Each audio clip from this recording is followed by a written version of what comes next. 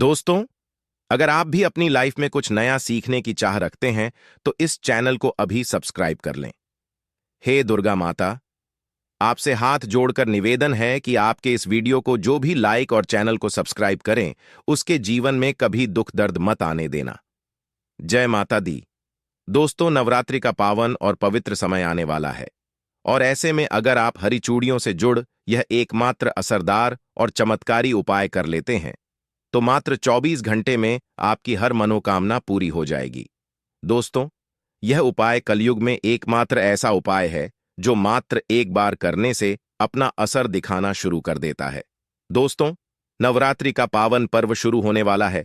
ऐसे में हर कोई मां दुर्गा की कृपा पाना चाहता है, पर आज के इस समय में कई ऐसे लोग हैं जो अपनी समस्याओं से परेशान हैं, पर उनका निवारण नहीं जानते।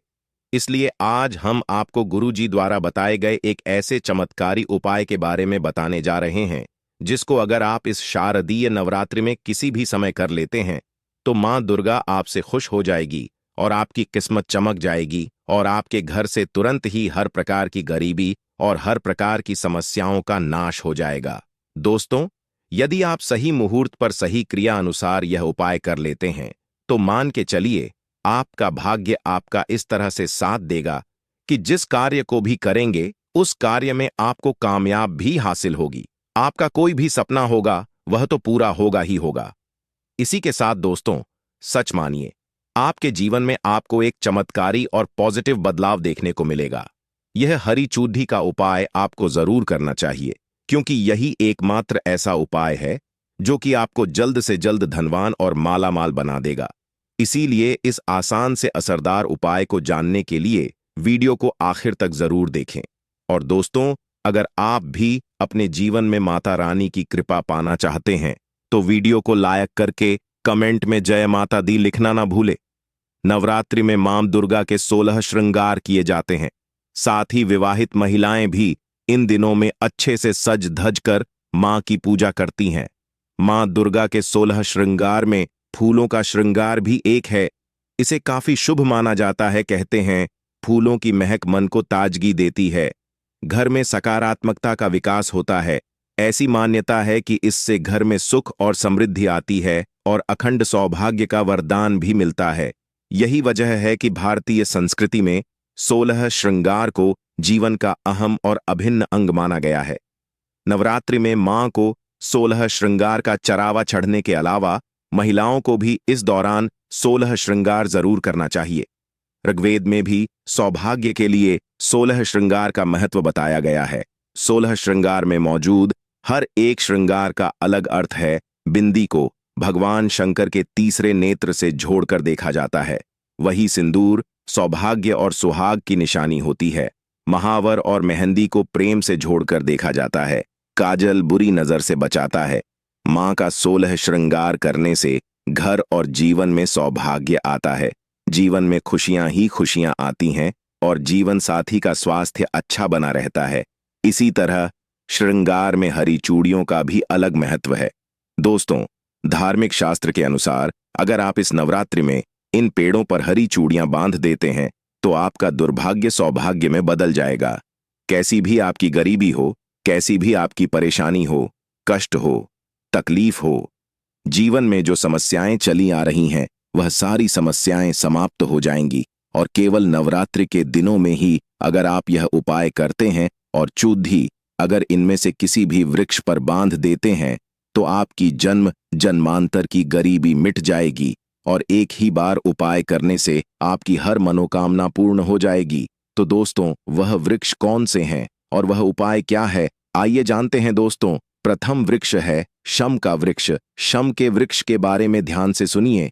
शम का वृक्ष माता पार्वती एवं भगवान भोलेनाथ जी का मिश्रित रूप कहा जाता है।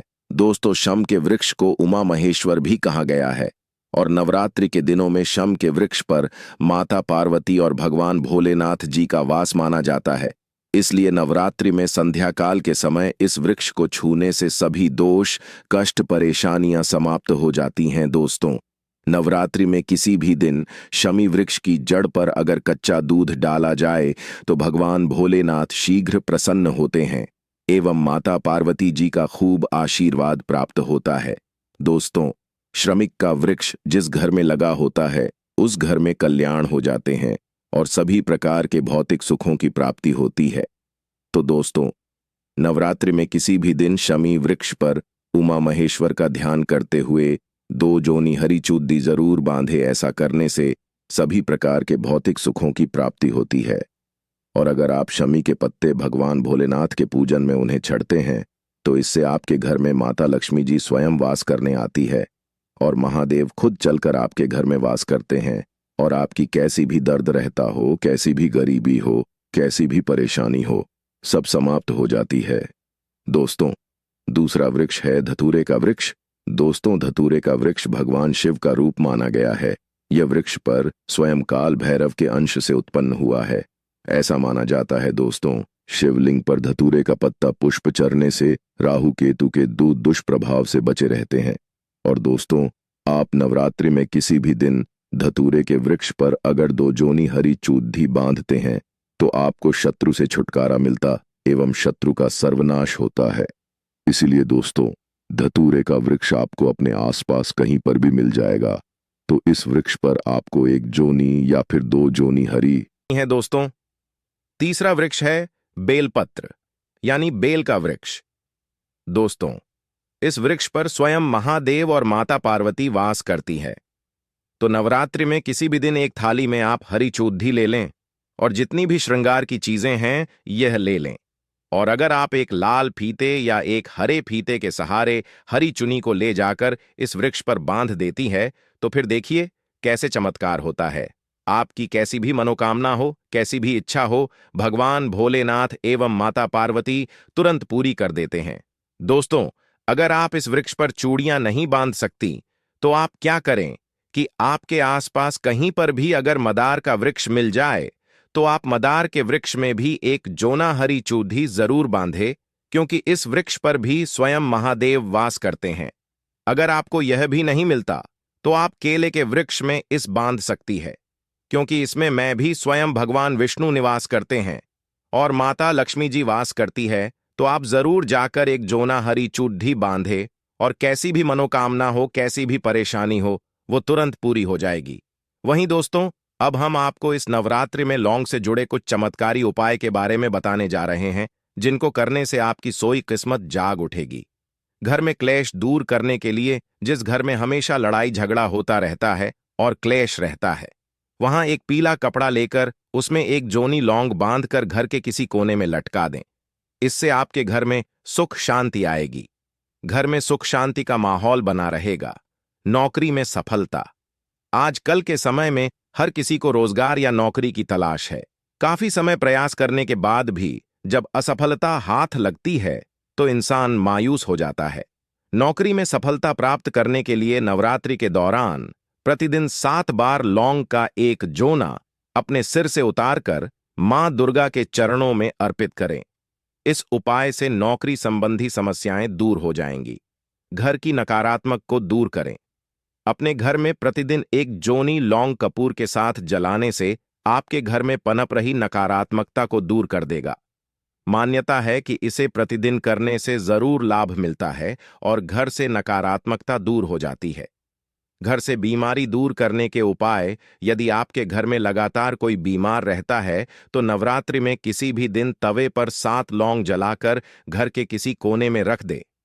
ज्योतिष शास्त्र के अनुसार ऐसा करने से कुछ ही दिन में फर्क नजर आने लगता है। आर्थिक तंगी दूर करने के उपाय। यदि आपके घर में आर्थिक तंगी लगातार बनी रहती है तो नवरात्रि में आप पूजा के समय गुलाब के फूल के साथ 2 लौंग अर्पित करें। इसके अलावा एक लाल रंग के कपड़े में 5 लौंग और 5 कड़ियां बांधकर तिजोरी या फिर अलमारी में रख दें। ऐसा करने से देवी दुर्गा की आप पर असीम कृपा होती है और घर में धन का आगमन होता है। राहु केतु के लिए उपाय। ज्योतिष शास्त्र में राहु केतु को सबसे क्रूर ग्रह माना जाता है। इनके अशुभ प्रभाव को कम करने के लिए नवरात्रि में रोजाना आपको लौंग का दान करना चाहिए।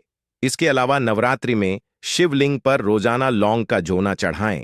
ऐसा करने से आपकी कुंडली से राहु और केतु के अशुभ प्रभाव दूर होते हैं और आपके घर में खुशहाली आती है। वही दोस्तों, आपको इस नवरात्रि में अपनी राशि के अनुसार यह उपाय जरूर करने चाहिए। मेष राशि के जातकों को नवरात्रि के दौरान सिद्ध कुंजिका स्तोत्र का पाठ करना चाहिए। इस उपाय को करने से मकान, जमीन और वाहन का सुख प्राप्त होता है।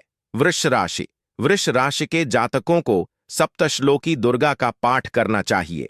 ऐसा करने से मां की कृपा आपके ऊपर हमेशा बनी रहती है और आर्थिक स्थिति में भी सुधार देखने को मिलता है। मिथुन राशि अपनी हर तरह की मनोकामना को पूर्ण करने के लिए नवरात्रि के दौरान दुर्गा सप्तशती का पाठ करें।